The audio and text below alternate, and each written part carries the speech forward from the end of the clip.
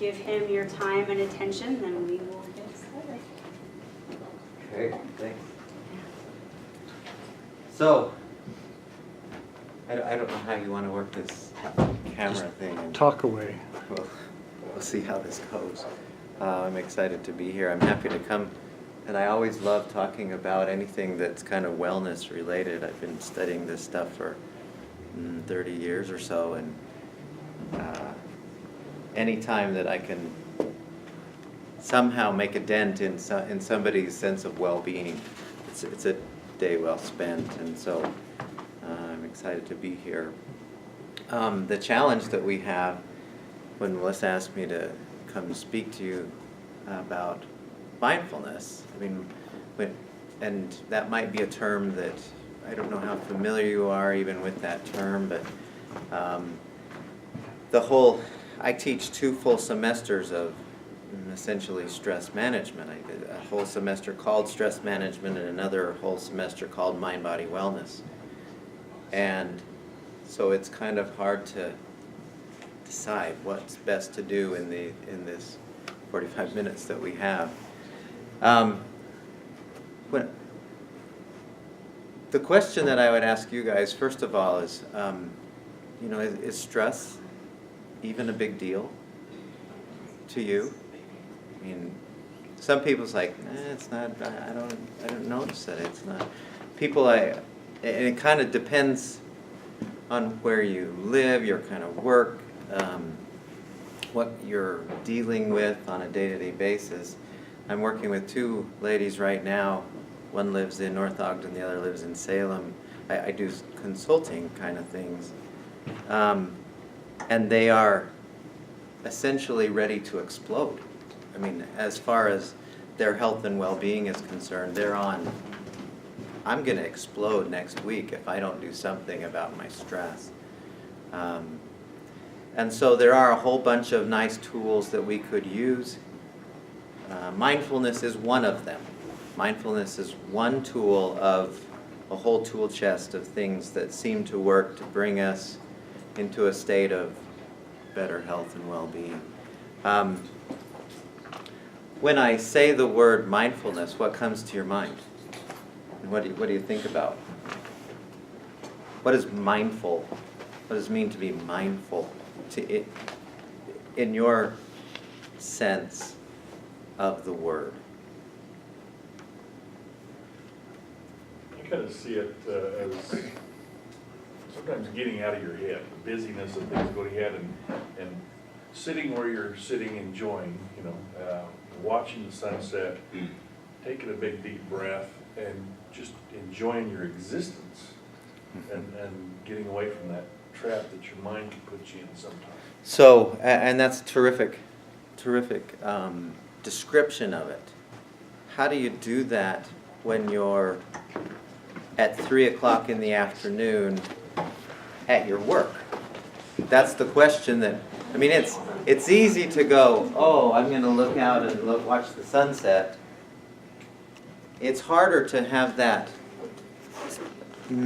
state occur for you when you are in the middle of some project that you're working on, or you are in the middle of your work, or you are at a basketball game and your kid's playing and the refs are bad. I immediately go there because my kids play a lot of sports and we always have bad refs, and they're the only things in the world that make me angry is bad refs. Well, is this gonna work? Are we? No. It's not gonna work? Okay. I do not have the controller to turn it on. There's a secondary box we need a remote for. You can't jump? No, it's not. There's a remote that we need. Oh. You have a planner, Jake, you want to turn this on? Yeah, you've used it enough in the past several years. We always just ran it under that video. Yeah, but there's another remote. That power, we lost power a few weeks ago with the storm, and that box has to be rebooted or fired back up. That gray one. Me, sit back here. stand on Want me somebody's to do ladder? shoulders. Yeah, I can get up there. I can get mine. Or we can just attach your PowerPoint after the fact to the Yeah. video and let people Yeah, I just, download that. I have a ladder I'm gonna get, it's just right over here. Let's go over It's up to you. somebody's- so let me tell you a quick story. And I'll try to be mindful. Because everything that I was planning depended on some kind of a visual that you could look at, and if we don't have a whiteboard and we don't have this, then it'll be really tricky, so I'll try to stay mindful. I had a student one semester who was in this class that I teach every semester, and this student was really, this is the most unique presentation ever. Qualified to push a button. We agree. You need to be qualified? He will. Sure qualified to set up the ladder. Unless you're required Wait. fall protection after 4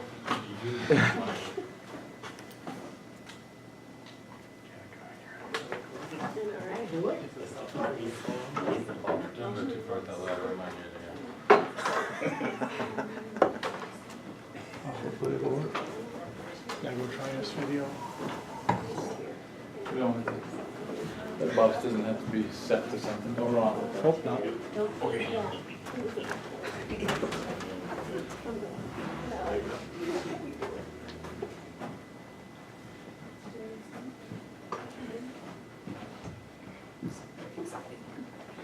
So I'll continue with my story.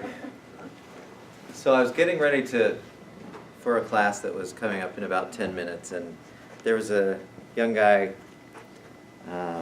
sitting in the front row just getting ready for the class. He was getting ready, he was in the class and he was kind of setting things up, he was looking through some stuff, checking this was back before we had smartphones, so he wasn't, it wasn't in his face. And his name was Philip, and he was one of our health promotion students, and I said, "How you doing, Philip?" And he said, "Oh, do you really want to know?" And I said, "Sure." And I'd had a lot of conversations with this guy before. We get to know our health promotion students fairly well, and we have a kind of it's a closer relationship. And I had a pretty good relationship with him, and so I said, "Yeah, Philip, tell me what's going on." And he said, "Oh, you can't believe how bad things are for me right now." And I said, "Oh, well, tell me, what are you feeling? I mean, what's you seem pretty stressed." And he goes, "Oh, okay, let me just tell you." And he said, "Well, I have 2 tests this week. I have a paper that's due next week, a 30-page paper that I have to do by next week. I haven't even looked at either of those things. I'm having problems with my wife."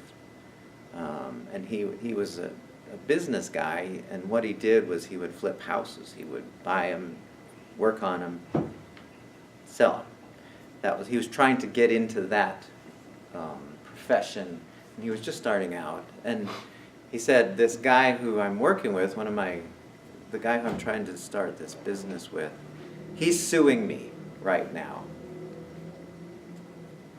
And I noticed he was just sitting there, he was eating some yogurt, and he was just getting more and more stressed as we were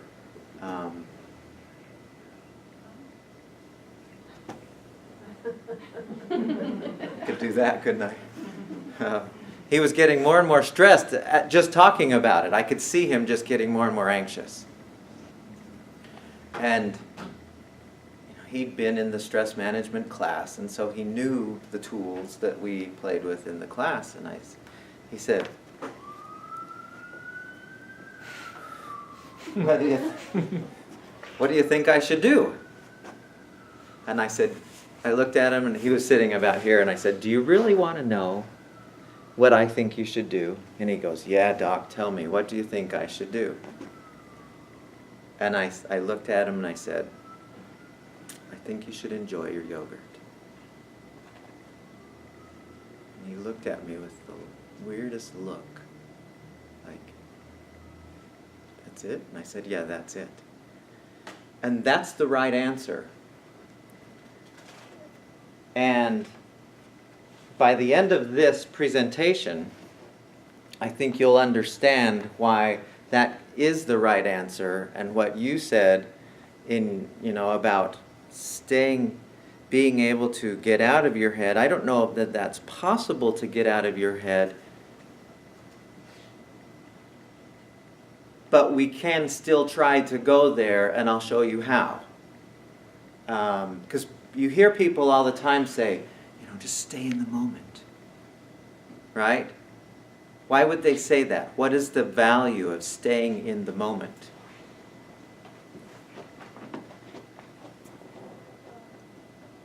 If you think about all the stress that you ever have, think about everything that stresses you out, so-called. I have a different way of looking at that, but we need some foundation laying before we can go there. So we'll just say, think of all the things that you consciously say, yeah, this stresses me out. And as a result, I have this headache, or I have this problem with going to sleep. I can't, it takes me longer than 5 minutes to fall asleep, or I have muscle pain, or I can't eat stuff, or I want to eat too much, or all of these symptoms of stress, right? But if you think about stress, and you say, things that stress me out, they always, except for maybe 0.1% of the time, they always have to do with a thought about something that's going to happen in the future or something that has happened in the past. Every single time.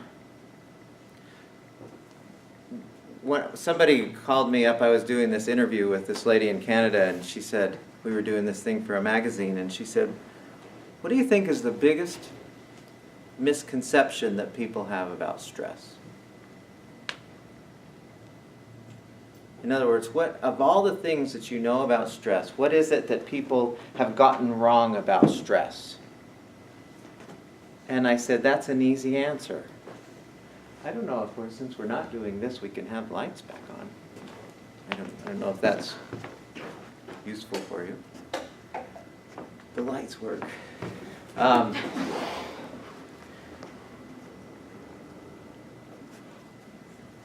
And my answer to her was, the biggest misconception we have about stress, and I mean anything where we have symptoms of stress that are a result of the stress response being on, the biggest misconception is that stress happens to us. That the ref makes me angry, the big project that I have to get done by this deadline is making me stressed out.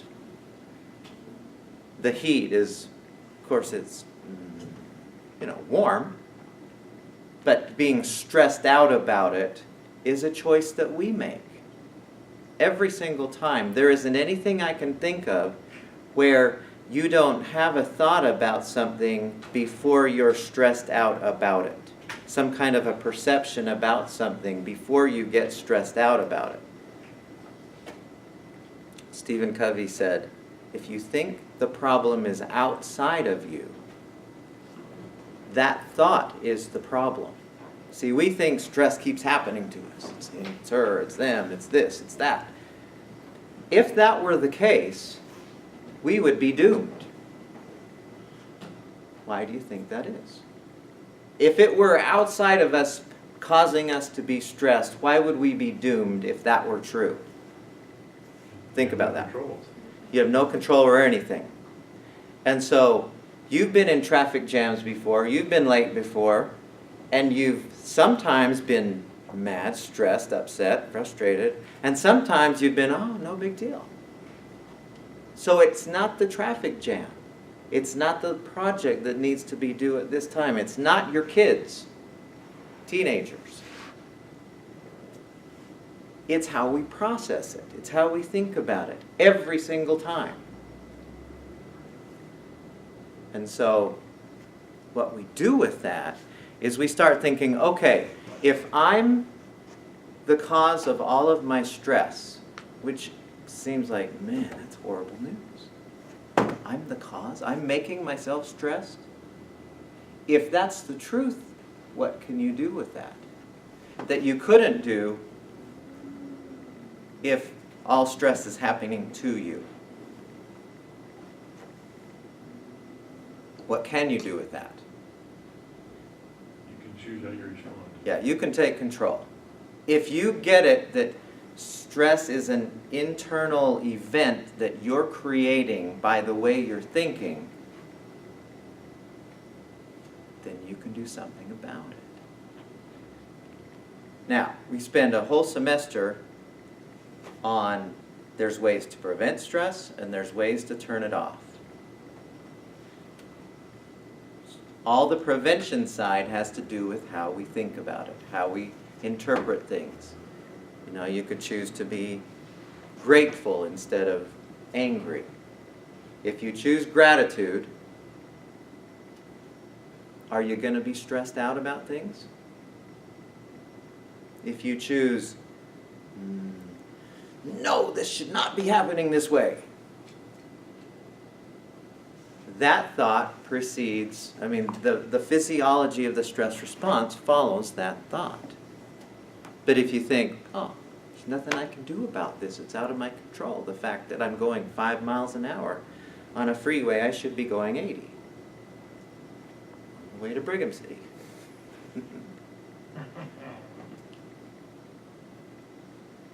See what I'm getting to? Now, I'm trying to bring that back into what do we do? So mindfulness as a concept, as a way to function, says bring yourself into the present moment, and as you do that, and if you do it the way I'm going to kind of outline for you, stress just automatically doesn't happen. It both turns it off and prevents it by being mindful.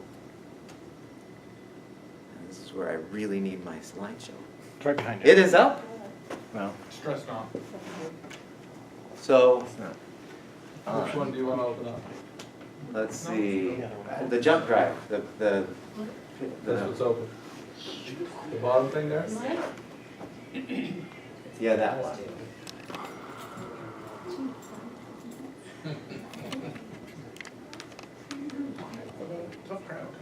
Can can your thing open that guy? I missed it still. Well, in just a minute. Aaron will fix that.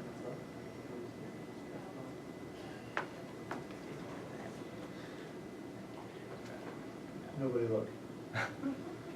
Okay, well, Yes. Did you get that? Dots on my keyboard. Did you count the number? No, you were Fired too if you fast. remember it.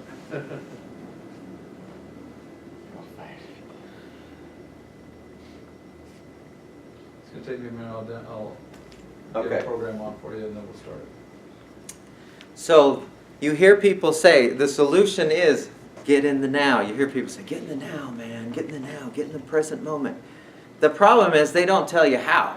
And so you try to. Okay, I'm now. And then, like you said, getting out of your mind, suddenly your mind just goes, try this for a second. Just, if you don't mind, and some of you already almost did already because it's dark and it's warm and we just ate. But I want you to close your eyes. And without going to sleep, I want you to try and make your mind go blank. I'll give you about 30 seconds and just do whatever it is, whatever mental technique you think might work, but make it so there's no thought going on in your head. Ready, go. Close your eyes and just no thoughts. Blank, nothing.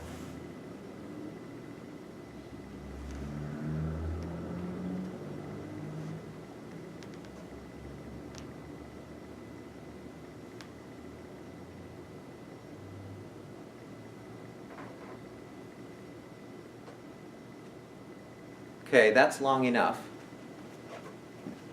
What became really obvious? as you open your eyes and recall what you just did, what became very obvious about, did anyone go blank, no thought? For about a split second. Yeah, and if you could capture that and go, I don't know anyone who can. I don't know anybody who can make that split second of nothing go to 30 seconds or a minute or a day. Nobody can. What did you notice about your thoughts?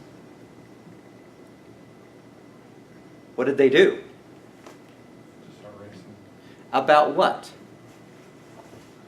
Random stuff, just nothing in particular. Okay, so it's like, this is how I picture this. It's like bumblebees. That's how my mind works anyway. If I try to just, okay, I'm going to meditate. Whatever. It's bumblebees. Those bumblebees are almost always related to something that's coming up or something that's happened, not what's happening right here and now. Would you agree? As you analyze what you just thought about. So even when we try to be mindful, in other words, be in the moment, we don't know how because nobody's ever taught us, and the mind doesn't want to go there. As soon as you go, okay, I'm not thinking about anything, then it's nature abhors a vacuum. It floods with thoughts that are not here and now. Does that make sense? Yes? And some of those thoughts might include, oh, geez. And as soon as the body hears, oh, geez, for whatever reason, the only way it knows how to handle that is turn on the stress response. Oh, no, I've got to do this. Body goes, oh, you must be in danger. And our ancestors, when they were in danger, stress response turned on to help them get away from the danger. We don't have those physical dangers anymore, but the body only knows how to handle dangers by turning on the stress response. That stress response is only designed to last about 30 seconds maximum. Because that's how long our ancestors needed to get away from whatever was the danger. The body goes into a state of fight or flight, and we keep saying, oh geez, uh-oh, oh geez, oh my goodness, oh geez, oh geez. And the body is in a state of enormous imbalance. And then symptoms start kicking in. Headaches, muscle pain, irritability, I mean, you name it. When I wrote the textbook, we were looking at all the different diseases and conditions that are in our society, and we couldn't find a single one where stress didn't make it worse. Not one. Heart disease, cancer, stroke, diabetes, chronic obstructive pulmonary diseases. I mean, stress, the imbalanced physiology that results from us saying, oh geez, all day long, aging quickly, all of those things. So mindfulness says, okay, I'm going to come to the present, because in the present I'm safe. If we can get into the present, like when we are watching a sunset, like when we are, have any of you ever, some of you have had your own kids? Yes? Do you have kids? How old are they now? 34 and almost 36. Do you remember when they were babies? Mm-hmm. So when they were babies, when your child, say your oldest one was a boy or a girl. Boy. So when he was like 3 months old and you're just on your rocking chair and you're just having this moment with the baby. Do you remember doing that? Mm-hmm. It's easy to remember, isn't it? Because it's such a cool experience. Now, if we analyze what you were thinking, what's your name? Marcia. If we analyze what Marcia's thinking when she's there with her baby, would you say that it was a stressful experience? No? Mm-hmm. Would you say it was, so there was no anxiety, no frustration, no? Now, if we analyzed what she's thinking about, it probably wouldn't be, things are going to be tough for you. It's going to be hard. You know, you're going to have to be in kindergarten, and then you'll have to be in grade school, and then junior high. Oh, just junior high. It's going to be so, and then high school. Then you'll have to be an adolescent, a teenager, and I mean, you don't think of all those things, do you? What is it that you do think about when you're with that baby? Where does your mind go? Because it has to go somewhere. It can't not go anywhere. Just like we can't not have thoughts going on. Where does it go? I don't know, just like into the love for that child, I guess. Yeah. Just peace. Yeah. So you think about it, and in the interpretations you have are, oh, this is so cool that I'm with this baby. Well, the other thing that's going on, this is really taking forever. The other thing that's going on is Marcia is focused on what she can sense with her senses. What am I seeing here? This is really distracting. What am I hearing here? What do I notice? What do I... You take in the smell of the baby. You take in the touch. You're feeling how soft this baby is. You're focusing in on how this baby's just making these little tiny noises. Now, if that's what you're focused on, you're going to have, your body's not getting the signal, oh, she's in danger. So I turn on the stress response. Your body's getting the message, oh, I'm safe. And if the body gets the message, I'm safe, stress response will not turn on. That's just how it works. Let's see if this one works. So we got part A going.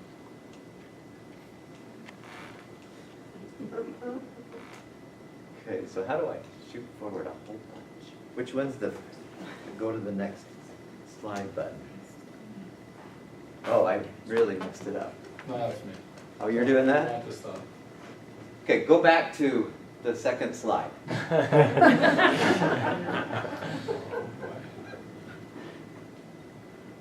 One more. Okay, this one. Okay, so we'll go really fast through this. And I'll just kind of, I'll push the button and you... Okay, so... Yeah. Here's the thing that I know about us and our thinking. Because we have to approach stress from a thinking point of view.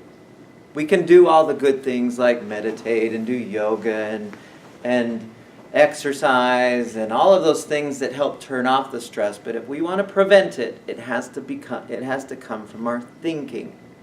It has to. And we can control our thoughts. So the first thing that we know for sure is our mind we can only focus on one thing at a time. We can have lots of things going on, but you can only directly focus on one thing. That's why you shouldn't text and drive. Because you can't simultaneously focus on the words on that screen and the bigger screen. You can't read and watch TV at the same time and totally focus on it. You can bounce back and forth, sure. Okay, that's important. The second thing is we can choose to think about anything. There's nothing that we can't think about. We can, if we want to think about, oh, I'd much rather be somewhere else than here, and that somewhere else would be on the beach in Yucatan, and it's warm and the waves are going, and you can think about that. There's nobody in your head going, you can't think about that thing. Okay, so let's skip over this one. Next one, okay, back one. The other thing that I know, and this is a kind of a hard principle, but you can only directly experience right here and now. You can't experience yesterday's meal right now. You can't experience tomorrow's meeting right now. You can think about it, but you can't directly experience it. Okay? We'll not spend too much time. Now, stress happens when we send our minds into the future or into the past, and then, click it one more time, and then we add some kind of threat, some kind of pain. So the difference between planning and worrying, because both are, you look into the future, yes? Planning. So you get in your meetings, you say, this is going to happen tomorrow at 3 o'clock. What's the difference between that and worrying? What happens when you worry about something? It's emotion. Yeah, and what is it that creates that? Because when you worry about something, you're going, oh, geez. When you're planning, you're going, oh, good. Yeah, this will put these blocks on these blocks and these things. But when you worry, you're adding something in there. I thought you were going. It's like at an auction here. 45. Maybe you're worrying about something that might happen, usually worst case. Yeah, That it there's might some not. yucky thing that's included in that thought of some future event. Oh, we're going to go water skiing. What if it's windy and then we'll crash and then I'll have to fix the prop and all these. So you add painful thoughts, threat thoughts. Okay? But it's not, so that's always how the stress response starts for us, is a focus on a future or a past, and we add some pain in there, some imagined pain. Okay? Okay, said that. Okay, good. So the solution, mindfulness. Okay, so, and I have the feeling that if you can grasp this idea, this concept of being mindful, it changes virtually everything in your life. It has the potential to make every single moment of your life fulfilling, satisfying, wonderful, and stress-free. Okay. So we'll plow through this pretty quickly. So the first question, what's the right answer to this every moment of your life? There's one right answer. If somebody said, where are you? If somebody's calling you on the phone, what is the right answer to that? This is not a philosophical or my 9-year-old would go, oh, I'm right here. here. Yeah, it is always here for you. You can never be, so you're here, you can't simultaneously be anywhere else. Man, this is getting philosophical and heavy. No, it's not. It's easy. This is always the case for you from the moment you're born till the time you're dead. Your experience is always here. Okay? Where are you not?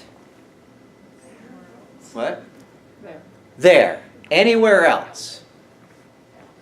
I would much rather be playing racquetball with my 9-year-old right now.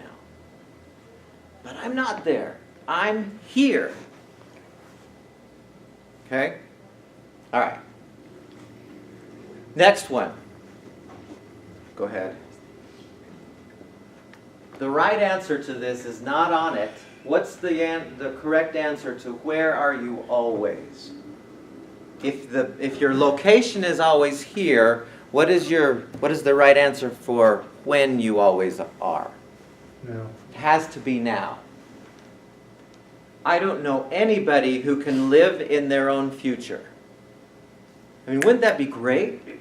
If you could go to next September, find out which stock did the best, your own future, come back to now and go, I'm buying 8 billion shares of this, so that Nobody can do that.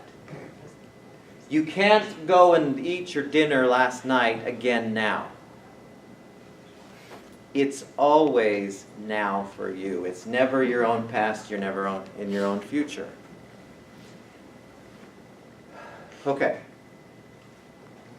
At what point in time are you not? Past and future. You can't be there. Okay, go ahead. Now, this is your reality. Keep going. This never changes for us from the moment we're born to the time we're dead. This is our truth for us. At least one aspect of our truth. We can't ever be anything but this experientially.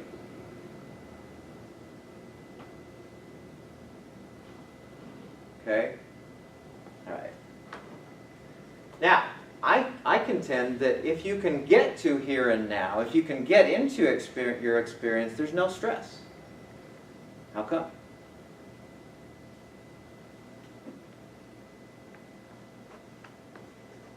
The things we make up about, we live in a culture and an environment where things are absolutely safe. We're so safe. We're so comfortable. Everything about our day-to-day interactions, our day-to-day activities, we are totally safe.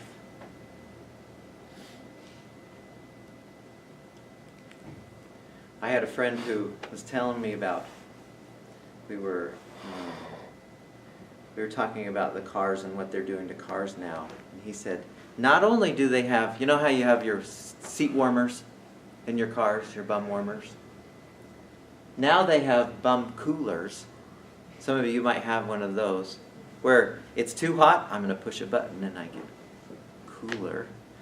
And now, I think it was either Mercedes or Lexus, they have massage chairs in the cars. How comfortable do we have to be? That's stupid. I don't think it's in the driver's side. Okay, that's all right. Then it's a good thing suddenly. I know. It's a bad call, right? Stress on everybody else. Every bit of our society, we've eliminated all the bears. We've eliminated the threats. We love being safe, and I'm not against it at all. But we keep having the stress response on, thinking, I'm in danger, when we never are. But we still keep making stuff up. So what is happening right now is almost always free from any danger or any real threat. This is how our days look most of the time. Okay. Now, this is where we get into the how of it. How do we bring ourselves into this? If here and now is stress-free, how do we get there? You know, and you hear people, oh, I meditate, or I focus on my breath, and all these great things. Well, there's an easy way. Did I do that? No, I did. You did? There's something about us that is always here and now. You can never not be here and now with your senses. You can't see tomorrow's something. You can't taste tomorrow's. Our senses are always here and now. Always, right? So I'm hearing noise out there. That's now. I can make up stuff about what I'm hearing and seeing. But when you're looking at that sunset that you mentioned earlier, you're going, wow.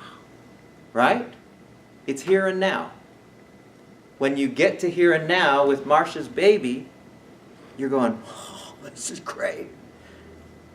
Instead of, oh, geez. When she's making up stories about what's going to happen in grade school. But when she goes back to, wow, I'm seeing, I'm hearing, I'm tasting, I'm noticing, no stress. Okay. So, mindfulness means doing what you're doing when you're doing it to the exclusion of everything else, meaning all the other thoughts about things. Okay, another definition, It's present moment awareness and the acceptance that here and now is your only reality. Like we mentioned before. You accept that. This is it. This is the only relationship I have with anyone right now. I can't be with my wife. I can't be with my kids. I have a kid who's in Santiago, Chile. Chile, however you say that. I would love to be down there with him. But I'm not. I'm here. This isn't here and now. And so this is, if I'm here with here, then I get to enjoy this. Instead of, I wish I were down in Chile. Okay, another definition. It means showing up. Another one. This is my favorite one. By John Kabat-Zinn, he said, mindfulness involves intentionally doing one thing at a time and making sure I'm here for it. One thing at a time, which is all you can do. You can only think one thought at a time. And making sure my awareness is here. Okay? Got that? Okay, so how do we do this? It's really pretty easy. And the reason I know it's easy is because kids do this naturally. And all of us all of us were kids at one time. So we've been this before. What? We've done mindfulness at its ultimate. You never see a little kid go, oh, I'm going to have to jump on that trampoline later. And then we're going to have to eat some food. And then those kids are going to show up and we'll play baseball. They don't do that. They're like, what am I doing now? What's now? Okay. My 9-year-old still does this. He's like, let's go play okay, we're playing Foursquare. Oh, well, let's go do this. Let's play whatever the TV game is that we love to. On and on and on. It's now. Kids do this. We can do this. If we want to be stress-free, which I think is possible, this is one of the most powerful tools we do. So we're going to look at 4 primary mental characteristics, and they're not hard. So the first one, and that means be mindful. Go. So we'll look at each one individually, but these are the 4 things that we do. The first thing that we do is we stop. And what I don't mean by that is you're walking and then, now I've got to be mindful. Stopping means, to a certain extent, turning off that mind chatter that's constantly going. Have you ever... See ya. No problem. Have you ever had an argument with somebody and then later in the day you just keep reliving it over and over and over and over? And as you're reliving it over and over, you find yourself getting more and more angry. Your cat ends up right? Well, you can. What we said, one of our rules of the mind is you can think anything you want to. So you don't have to keep running that loop film over. You can say, nope, I'm going to push the stop button. And I'm going to not think about that anymore. It may not be easy, but you can do it. Because we all have. At some point we say, that's not worth thinking about. Because every time I think about it, I just get crazy. So we try to a certain extent, we stop. Okay, that's the first one. The next one we do is we focus on our senses. We look. So the first one, we stop our thinking to the extent we can. And then we look. And what I mean by this is we put our attention on something that is here and now, and that is our senses. And so we do exactly what you said. What do I see? Oh, it's a sunset. What do I hear? Oh, stream rolling by. I think this is why people love to be out in nature so much, is because when you are in nature, you naturally do this. wow, look at those birds. I've never seen those birds in the river, and it smells so good. And all of these, we're just being mindful when we're out in nature. Or holding a baby, or watching a sunset. I mean, nature automatically has the ability to move us to being mindful. So we focus on, what am I hearing now? What am I sensing now? What am I observing? You can't just observe something and be stressed. We do all kinds of exercises in the classes, don't we, that force us to be mindful. We do one where we have everyone be blindfolded. And then we take them out safely to a area where they walk around without being able to see anything. So they just hear and they touch and they sense and they maybe even taste, it's kind of there's some natural stuff, it's on this campus. Almost to a person, they all say, holy cow, even though there were times when I might have bumped something, I didn't have any stress because I wasn't thinking about the test coming up. I was noticing what I don't normally notice. We take in about 1% of the stimuli that's ever available to us in any moment. I do another one in the class where I have them we have them sit in their chairs, and then I tell them to put your hand right here. And then your dominant hand, you're writing, and I tell them, and I don't tell them how long, but I just say, okay, I want you to look at your hand, and I want you to write down everything you notice about your hand. And you think, well, there's not that much there. There's not too many things to notice. And then I say, okay, keep looking. And what do you notice? The color, the wrinkles, the lines, the injuries, and I say, well, how many of you did you write down, well, you have 4 fingers and a thumb? And they'll, oh, I forgot that. I didn't even notice that. Because they're so busy noticing. How many of you noticed your hand makes this sound when you do this, makes this sound?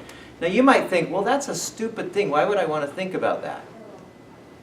That's so ridiculous to put my mind on my hand.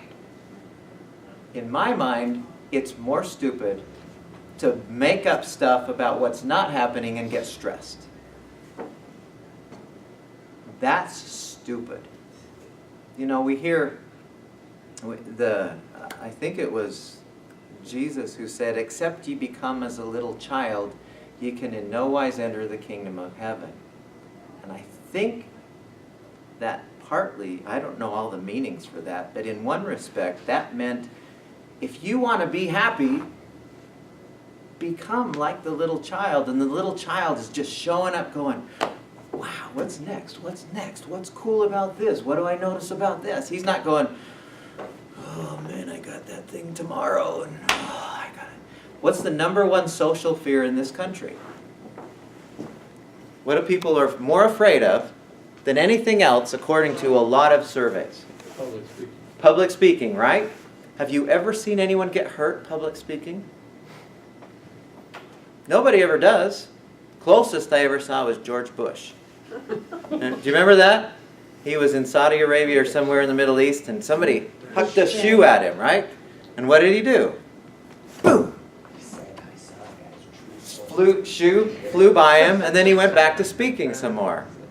But apart from that, nobody ever gets hurt public speaking, and yet it's the thing that drives more people to going crazy than anything else, except for maybe teenagers, and if you analyze that, what is it that makes people afraid of public speaking?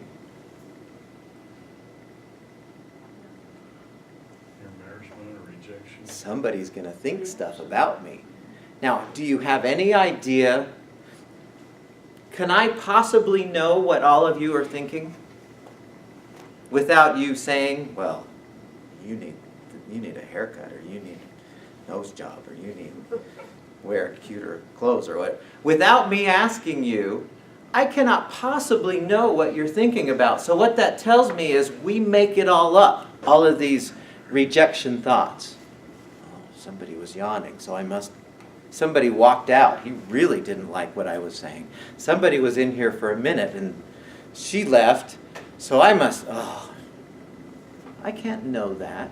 And so what that's telling me is if I make up stuff about that, that's just my own doing. And if I'm stressed about that, that's my own doing too. And so what we do then is we go, oh, I can only think of that thing, or I can think of, okay, I'm noticing that nobody in here is wearing a dress. It's pretty casual. I'm noticing that some of you did your hair, some of you don't need to do your hair.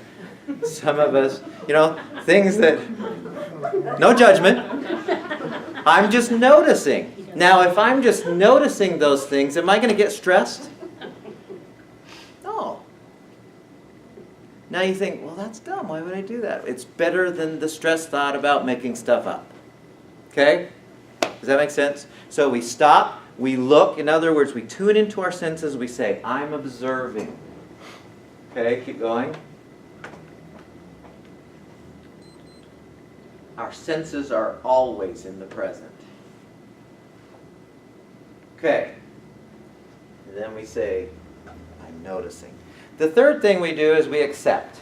And what that means is we mentally say, this is okay, instead of saying, no, this is bad. This is wrong. Instead of resisting, we accept. Acceptance simply means, this is okay, I'm okay with this. We can either not be okay with it, or we can. You're in a traffic jam, you can either be okay with it, or not. Either way, you're still going 5 miles an hour.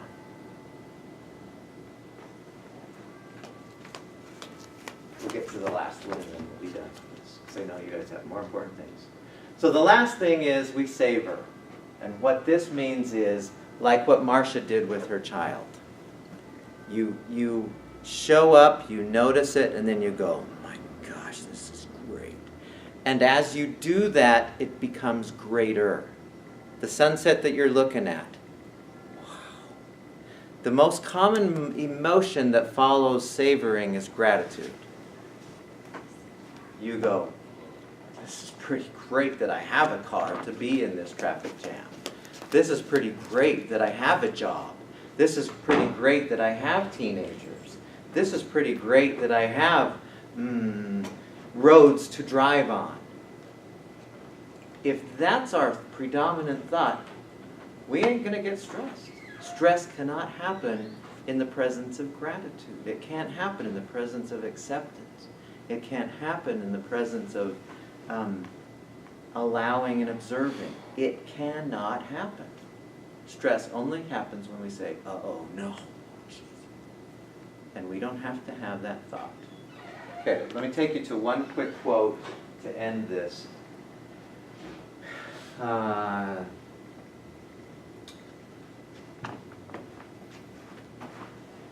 Okay, this is my own opinion about mindfulness. I said, if you incorporated a mindset of mindfulness into everything you did, everything would be more fun, enjoyable, peaceful, and satisfying. I absolutely believe that. And I mean every darn thing, from eating. We make our students go to a restaurant. Do you remember this? Did you do the one where they have to go by themselves to their favorite restaurant, no phone, for an hour, and just eat? And it's amazing what they come back with. You know, their experience. They'll say, man, I didn't realize food tasted so good. And I didn't realize how the different textures of food.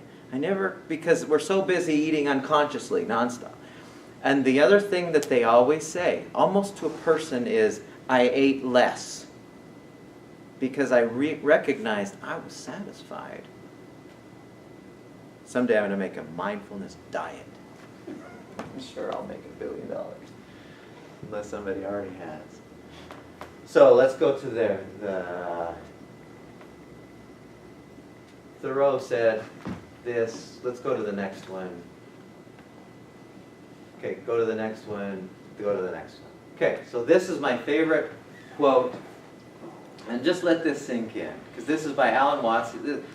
Mindfulness comes from the Buddhist philosophy, very, very, very, very peaceful. Alan Watts is a Buddhist writer. He said, "No one imagines that a symphony is supposed to improve in quality as it goes along, or that the whole object of playing it is to reach the finale. The point of music is discovered in every moment of playing and listening to it. It is the same, I feel, with the greater part of our lives, and if we are unduly absorbed in improving them or getting to the next one, we may forget altogether to live them." I've lived half of a century, and I can't tell you how many people I've lived with through the years who they can't wait for the next thing to happen. When they get this job, or when their kids move away, or when they finally retire, or then finally things will be great. And they come to this, we call it in our society a midlife crisis, or an old person's crisis, where they go, "Man, I missed out on everything. I missed out on every step of the way because I was so busy looking at the next thing." Mindfulness invites us to look at this thing and say, this is it, this is what I get, and it's pretty great. And the more we focus on how great it is, the more it becomes even more great. That's my experience. That's the concept of mindfulness. And I think there's few things under the sun, and I've studied everything all over the world to do with stress. This is the one thing that I think is more powerful than just about anything out there. So, any thoughts, questions? I know that your time, I don't want to go over my time so you can get back to your... Is there any questions?